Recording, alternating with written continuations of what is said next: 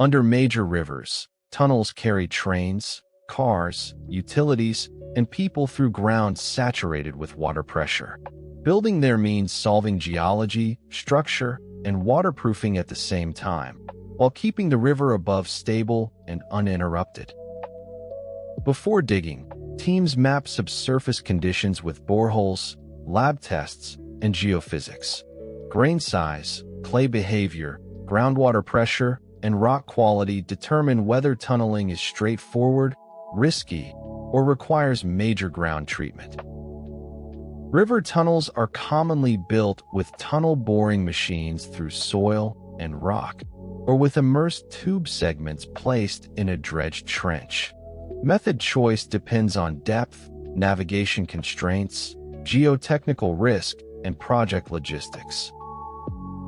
Four-bored tunnels, pressurized face TBMs balance earth and water pressure at the excavation front. This prevents collapse and limits settlement at the surface, protecting riverbanks, roads, and nearby structures during advance. As the TBM advances, precast concrete segments are assembled into rings behind the shield. Bolts and gaskets create immediate structural support and watertight joints, turning open ground into a sealed tunnel within minutes. In immersed tube construction, tunnel sections are built in dry dock, floated to site, sunk into a prepared trench, and connected underwater. Backfill and protection layers secure the alignment and shield it from scour and impact. Waterproofing is multi-layered: segment gaskets, membrane systems, grout behind linings, and drainage channels. The design assumes water will always try to enter, so every interface is detailed to manage pressure and leakage risk. Structural success is only part of tunnel design. Ventilation controls air quality and smoke movement, while cross passages, emergency egress, and fire-resistant linings protect users and support safe operations. During construction, instrumentation tracks settlement, pore pressure, and lining stress in near real time.